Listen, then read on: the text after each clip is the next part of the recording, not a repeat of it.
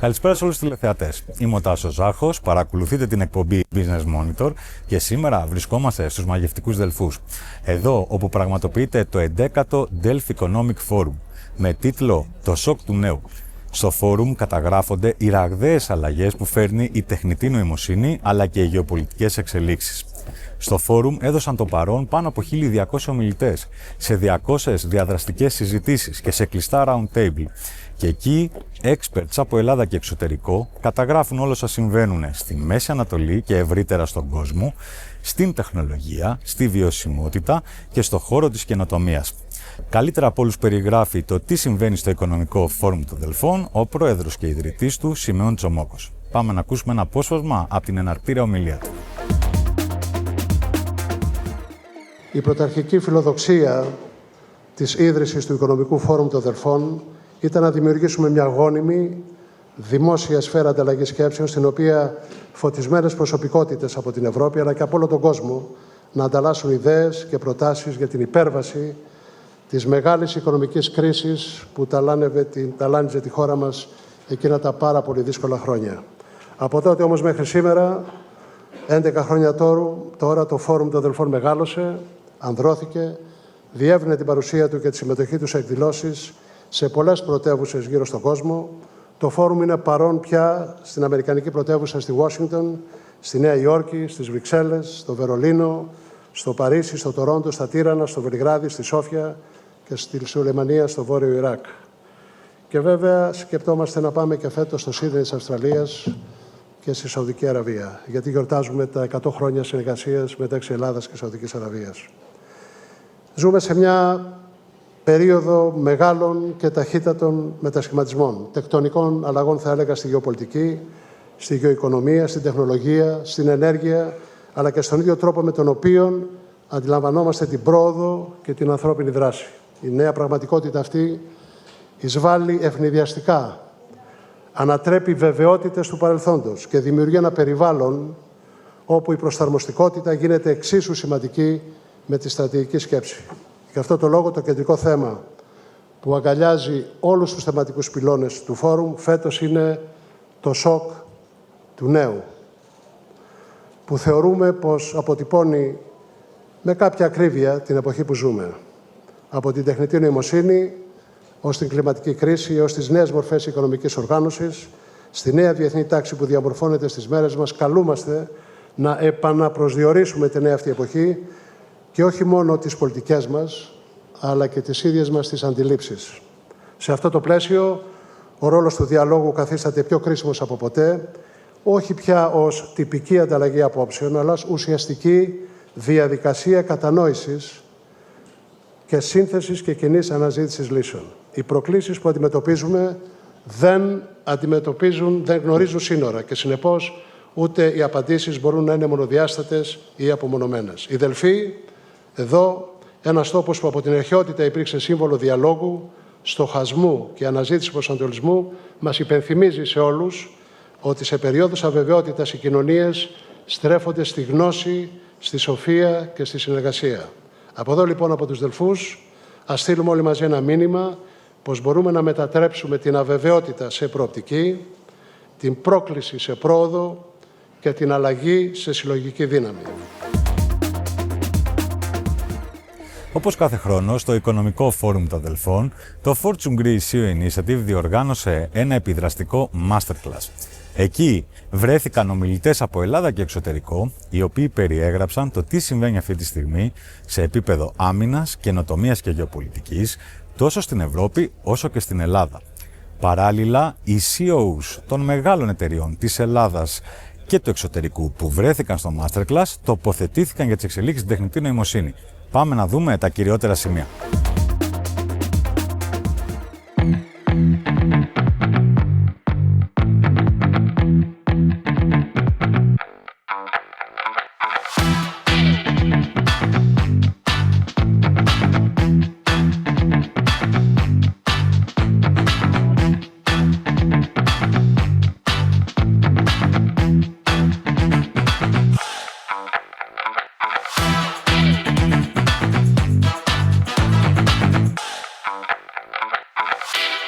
everybody here in Delphi is speaking about the geopolitical situation, what happens in Middle East. And I will start with Mr. Beer, because I think that we are entering in a new era of peer competition, as we say. And I would like to define what does deterrence actually mean today in this multi-domain environment. The first perspective is on the word deterrence. I think we understand intuitively what deterrence means and what it looks like, not just militarily, but economically, diplomatically, and through information and energy. But deterrence isn't a word that we've used much since about 1989. In those days, the military deterrence was by and large between two major competitors, one the Warsaw Pact, Russia-led, the other the West, US-led with NATO. And deterrence was the business of defense and armed forces every day of the week. At any time, if you were in Germany in 1988, you could count on 250,000 NATO soldiers ready to fight tonight against 1 million Warsaw Pact soldiers ready to come across the German border. And after decades of that kind of posture, the Warsaw Pact eventually folded, and that need to deter a major power disappeared. But we can see now that the world has changed once again to where major power competition, not just in military terms, but in diplomatic and social and economic terms, is back. The last comment I'll make is on, beyond the idea of deterrence, is where do you deter? I will speak militarily, not economically, diplomatically, etc. You deter everywhere. In the 1980s, it was on the land, it was at sea, it was in the air, but in 2026, it's in space and in cyber as well. Suddenly, we are faced with a reality where you have, in the last 5 years, 6 years, 3, maybe 4 different conflicts with different characteristics, evolving from one to another. The new reality when it comes to the technologies is that we are moving away from the well-established, large, platform-centric systems to more, let's say, faster, put together somewhere at a shed in a small factory, throw them at the battlefield to address that. Moving away from the optimization and the long-term cycles to go from conception of an idea to delivery of a product, testing, and more testing, to then getting to the end user to do some more tests, to does it fly? Yes. Did it crash? No. Good. Send it. It's a completely different new reality, and that's why we see a lot of new companies, especially in the US, coming from nowhere, that have a completely different model of operation. So, in my opinion, if I only start from 2020, we started with Nagorno-Karabakh, where we had the introduction of the drones. Then we had a couple of conflicts there. We saw large-scale, low-cost drones being used for everything. We then moved to the Ukrainian conflict, where we introduced a slightly different approach, low-cost, high volume. Don't care if they survive in the battlefield, just send many of them, and as many missions as possible. So a small drone that someone put together at back of his house, being used for one-way missions, just build thousands of them and send them to the battlefield. Completely different mindset. And what we observed there, given the fact that the opponent was a well-established military, the back and forth and the changes in the technology over the last 4 years now. There is an approach in Ukraine, DIY, do it yourself. Group of people putting networks together to create companies and production lines. So it's a new reality in defense capabilities too. It's a new reality in the defense capability in the sense that what we saw with Ukraine, what we observed with the Iranian conflict, is the need for self-sustainability. So the nations themselves, realizing that the supply chain has significant issues, especially in conflicts, they need to be self-sustainable. Which brings us to the other side. What do you do from a defense perspective? You have, let's take the last case, the Iranian case, where you had a large number of threats coming your way, low cost, and to defend them, you had to launch Patriots, THAAD, and whatever else you had. high value assets to address something that costs 200K, 300K, and you're launching missiles that cost anything from 1.5 million to 5. So you have to start taking into account what is the actual impact of the attack in real time, and then address whether I'm going to defend or not against that threat. So we are now introducing the need for AI, fast decision cycles. We're talking about seconds from the time a missile is launched to do the ballistics, see where it's going, check the collateral damage, do the risk analysis, say, defend, yes, no. So again, new reality, which takes us again back to, okay, I need to produce more. So where's my production capacity? I need to keep it in-house, because if the supply chain crashes because of what's happening, then I need to be able to be myself. And then we take the other equation, which is sustainment of the people themselves. You need to be able to have the resources to build and also innovate. So in this reality, we measure the power the wrong way. And also I would like a comment from Stuart for this. How we measure power today? I think, in my opinion, the power or the defense capability, it's not just the number of platforms, weapons, and systems you have. It's what is my production capacity, what is my ability to be self-sustainable and maintain the equipment. And the agility also. And the agility to address the new threats. And of course, and Stuart may be able to give us his insight as well, what is really important is early warning. So it's about speed and readiness, Stuart. Grigoris spoke correctly to the supply chain that needs to keep the material flowing, but there's another supply chain which is vital, which is the supply chain that allows you, and I'll use military language, to sense, to see and understand the environment, all of it, not just your enemy, your weather, your terrain, your supply chain. The next one is make sense. That's tons of data, but to turn it into knowledge and understanding, so I can not just have the data, but I can do the what does it mean, and so what does it mean, and now what should I do? And then the third is decide, making those choices, not just tactically in the moment of combat or contest, but making them operationally and strategically. So deciding. And the last is act, is to take action, be it protecting my supply chain or shooting an inbound unmanned vehicle. So sense, make sense, decide, and act are the glue that allows us to put all that military power to work. So what about the capacity of Greece to become a credible innovation hub in the territory, Grigoris? What, in my opinion, Greece hasn't done effectively is use that procurement drive to develop its own sovereign capabilities. And we have observed different issues in the past, from being a traditional buyer and just a buyer instead of a producer. So we need, as an industry overall, a catalyst to help us grow, which will then allow us to become credible. What does that mean? First of all, there is a drive from the Hellenic government to enforce this 25% local content. But that 25% has to be real value add. Buying metal or moving a box from here to there is not real value add, and it's not developing capability nor capacity. And for many years now. For many years now, right? So the second thing, that by doing that, you force the OEMs and the large producers that want to do business to actually use the local industry as a real partner, not just a buyer, someone that they have to deal with just to tick the box. The other item we need to realize is, and in my opinion, it's probably one of the biggest challenges and errors of the past.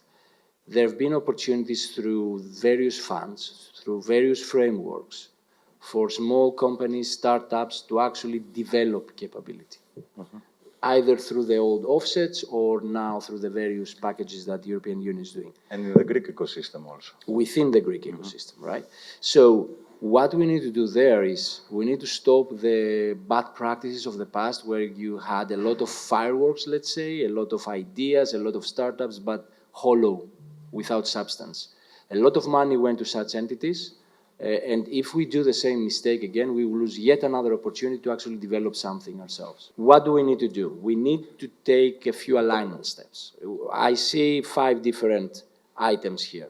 You have the national strategy, you have your planning and your plans, which has to be long-term, availability on the technology, production and industry, and then governance. So you have to build the capacity, you have to deliver the system, but at the same time, you also need to start exporting. If you want to be sustainable as an industry, you have to look outside, the opportunities are bigger. Totally agree.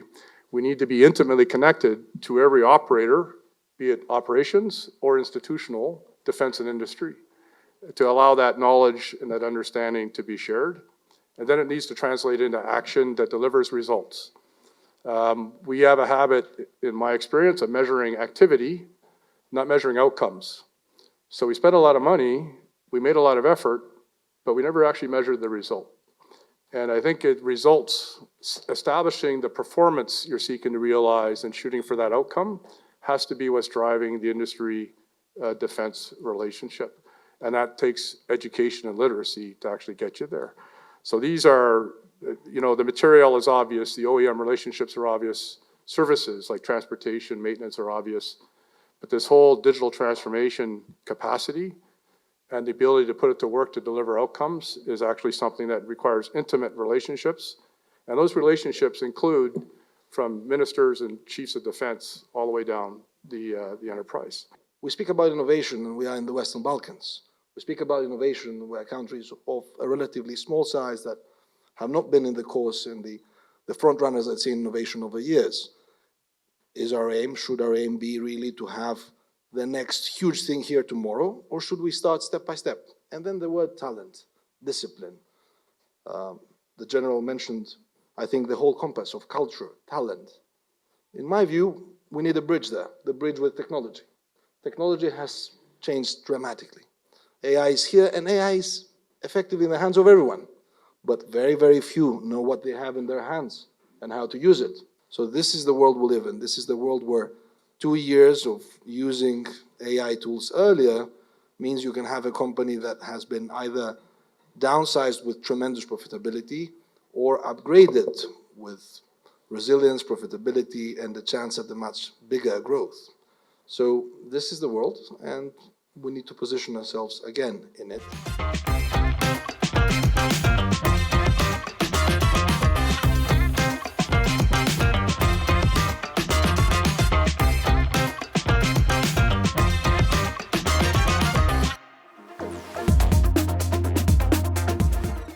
Η καρδιά του CEO Initiative Masterclass στους Δελφούς είναι η επικεφαλής μεγάλων ελληνικών και πολυεθνικών επιχειρήσεων. Εστίασαν πάρα πολύ στο ρόλο της τεχνητής νοημοσύνης, η οποία πλέον έρχεται και αλλάζει ριζικά και οριζόντια πάρα πολλούς κλάδους. Πάμε να δούμε τις σημαντικότερες παρεμβάσεις τους. We started with autarky and the idea of independent capabilities. If we look at the economy, is it not one of the key challenges for European Union countries, for instance, that they have relied too much on external capabilities, be that technology? Where is AI produced? We're regulating for it. How much AI is Europe really producing? Independent capabilities in defense. What did we do as a collective defense strategy in terms of really producing the capabilities here? Not as strategic as we would have liked, perhaps. Then if you take at a national level, how much did we use that compass of the dual use in innovation all these years, like the United States championed itself, like the military giant and tech giant that it became through that transition? We mentioned the word exports in defense. What is the key in exporting in defense nowadays? It's the proof via competitiveness that you actually have something that is value for effectiveness on the field, smarter, better. It has the edge. Are we producing something with the edge? And then I come to our countries, smaller countries. Do we need to innovate 0 to 1? Do we need to have the best drone produced tomorrow here out of a Greek mine? Or can we do marginal innovation? Can we make the best drone that does forestry? And then by building power on that, can we add another dual use? And then can we have a military edge on that we will not share with everyone immediately, innovating through the diffusion of technology over time? Can we be disruptive and fast enough? This is a new challenge, a new bet, if you will, from where I stand. So to bring it down and to pass it on to you, because you all know much better and much more than us in your field, each and every one of you, our partners and our key strategic allies as Fortune, we want to think at the idea of growth paradigms. What are the ingredients from an entrepreneur or a C-level that the General so aptly mentioned? I'm a bit baffled about what small countries can do and whether it should be incremental or, more disruptive. Because the thing is, thinking about a small country like Greece, what is Greece able, and it's absolutely, I think, correct to be looking at a bigger marketplace than just a local marketplace, because otherwise we're not going to go very far. But unless there is a European context, and given the fact that we live in a digital age where systems need to be able to communicate and make sense in a joint way, shouldn't there be first, a European framework upon which, every country would be developing, in a common defense, its own systems? Otherwise, it seems that, it's going to be little efforts right and left, but not really endowing, let's say, this continent with equipment it should have to be able to perform. Innovation in defense is no longer defined by the largest budget, but by the fastest integration of commercial technology into strategic security. So the goal for Greece is to transform from a strategic location into a strategic integrator, where defense, energy, and technology align in order to create a regional ecosystem. But I would like a question for the panel. What is the single most important policy shift needed to allow Greek startups and tech firms to integrate seamlessly into the European defense supply chain? We need to move away from the national way of looking at the defense industry into a more European way of looking at the defense industry. Is this possible? In my opinion, right now, the European defense industry is so fragmented that we need to consolidate. It's what happened in the US in '95, if I remember correctly, and you went from 30, 40 OEMs to 5. Why? Because the market could not sustain more. So we need to look at strategically at the defense industry, see what realistic is the right size for Europe, and then structure it appropriately. Given the geopolitical tensions we have in the world now, it makes sense for countries to think about how they can have sovereign autonomy as it relates to defense, right? Defense is becoming now a priority and the top of the agenda. What other industries, in your opinion, are needed to also thrive in innovation to enable a stronger defense industry in a given country? In my opinion, energy and material are areas and sectors that need to help because of the huge increase of computational power, the need for batteries, the need for new material as we build faster drones, etc.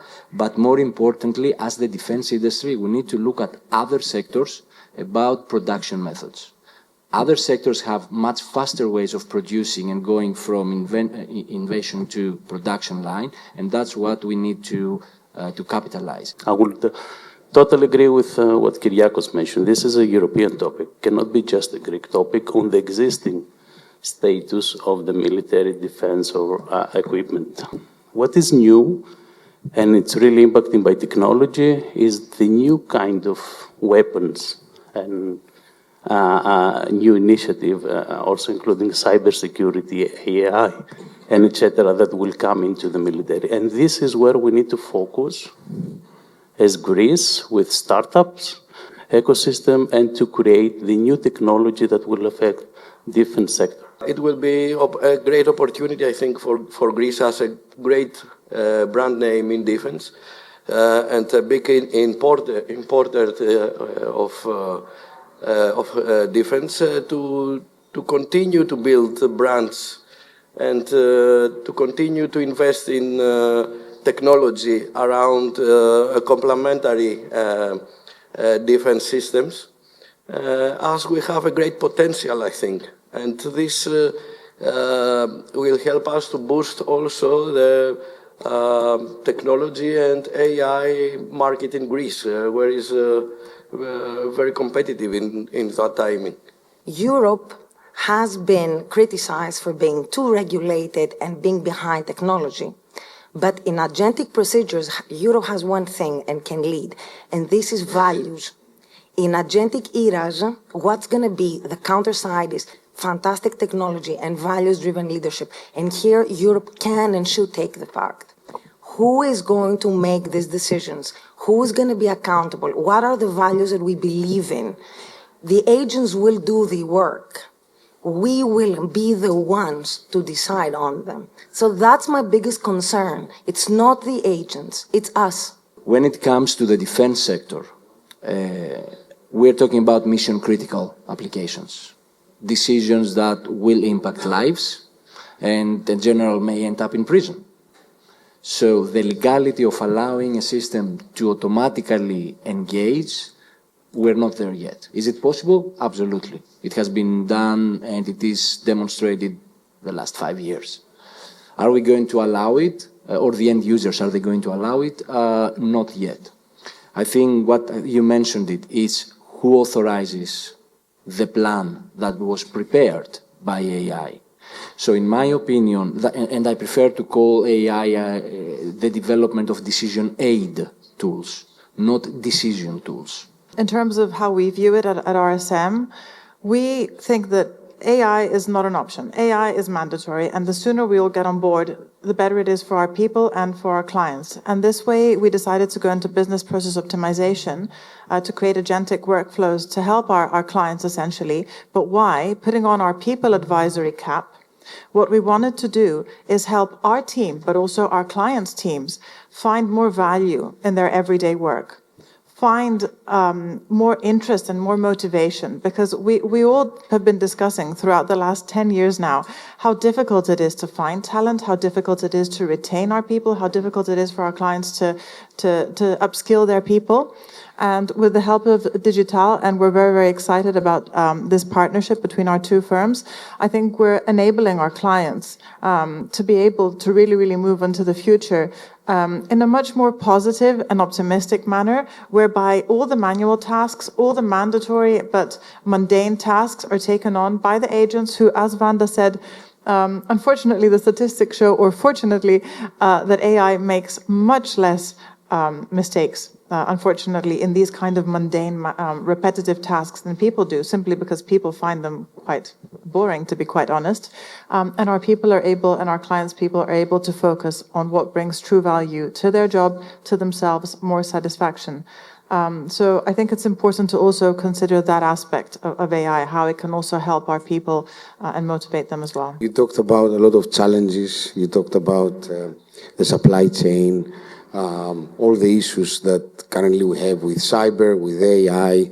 And when sort of tables like that finish, they come to our industry, which is the insurance industry, and they say, right, now we want insurance. So there is no capital flow unless there is an insurance wrap-up behind it.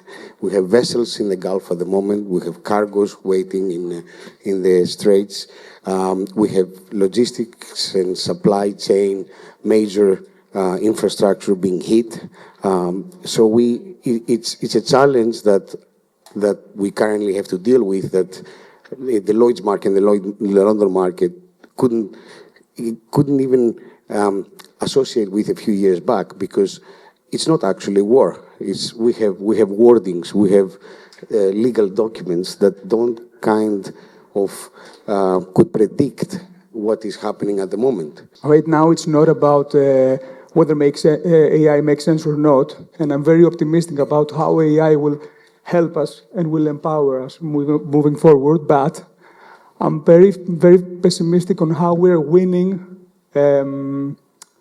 the battle of, staying relevant, and it's a race, and I think it's going to be a very competitive one. And I'm not sure whether us, as leaders in organization, will manage to, be in the edge and basically innovate and have AI help us, outgrow others. And then, this has many implications regarding defense as well. It's a race, and it's going to be a hard one. And I'm not very optimistic on how we're going to be winning this race. Decision advantage will not be delivered without AI. It has to come into the paradigm of defense institutional work as well as operational work. AI is in the mission and the fight today in cyberspace. It has to be because of speed, and leaders own the risk, if you will, of using or not using it. I heard an expression, human-led, human in the lead AI is exactly what you were referencing, and that absolutely has to be the way of thinking about AI. It's enabling and it's a human in the lead as opposed to human surrendering the lead. There's a literacy, readiness, and an acumen that need to be instilled in everyone in that context, especially in defense and armed forces. So we need to go to school, and then we need to practice. And I'd say we are in a world now that we can recreate the world in a digital way, a digital twin, that allows us to practice and play it out and test it and rehearse it without putting risk to the real world. Στο Οικονομικό Φόρουμ των Δελφών ταξίδεψε και η εκπομπή Drive Your Legacy με την Ελένη Κεχαγιά και συνοδηγώ την Ελένη Σουράνη, co-founder και managing partner της Social Do. Πάμε να δούμε ένα χαρακτηριστικό απόσπασμα από τη συζήτησή τους.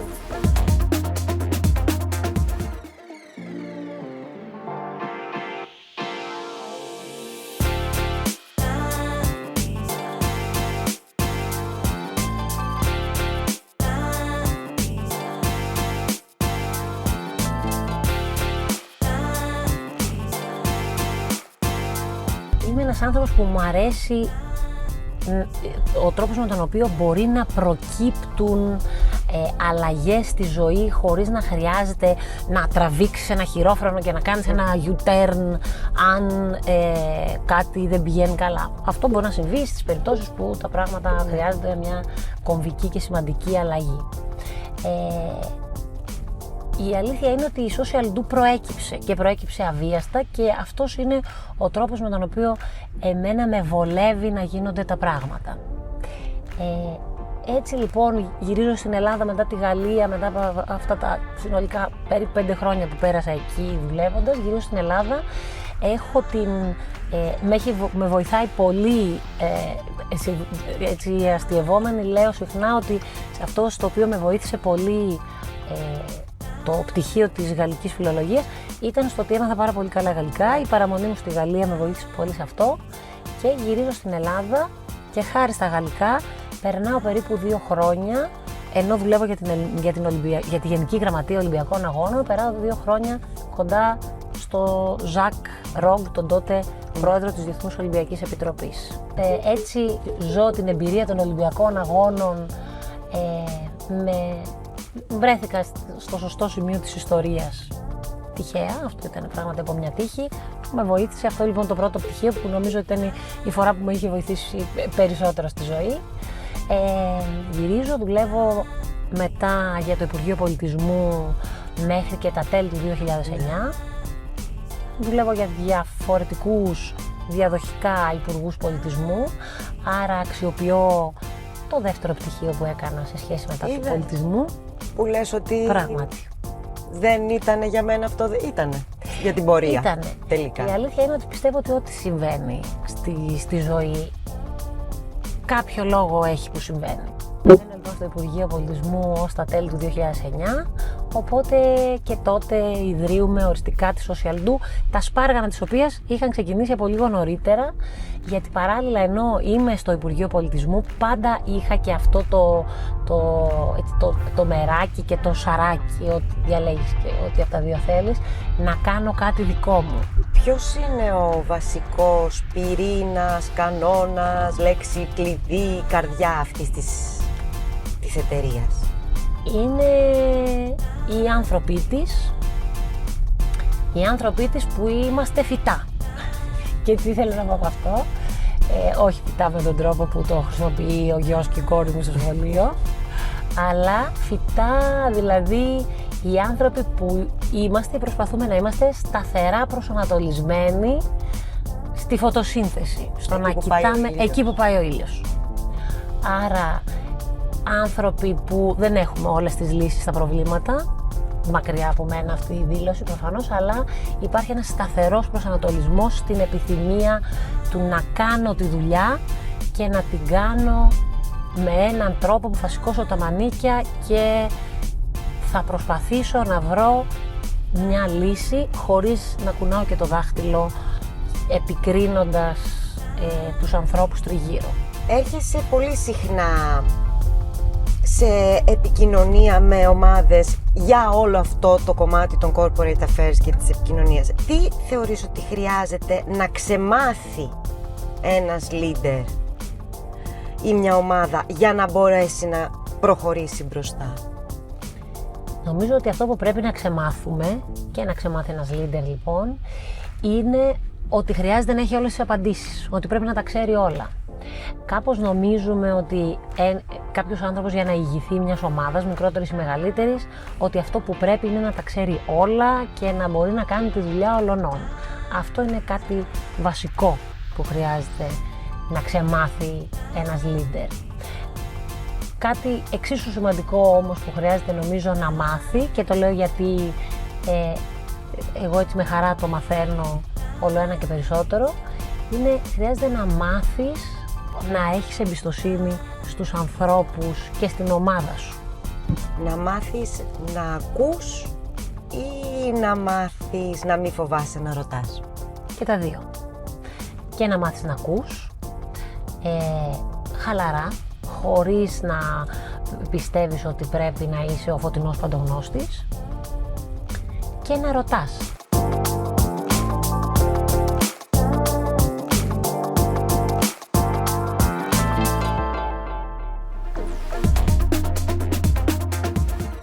Παρακολουθήστε κάποια από τα highlights του Οικονομικού Φόρουμ των Δελφών στο Business Monitor. Περισσότερα μπορείτε να δείτε στο fortunegreece.com. Εμείς ανανεώνουμε το ραντεβού μας για το επόμενο Σάββατο στις 7 στη φιλόξενη συχνότητα του ONE CHANNEL. Καλό βράδυ σε όλους.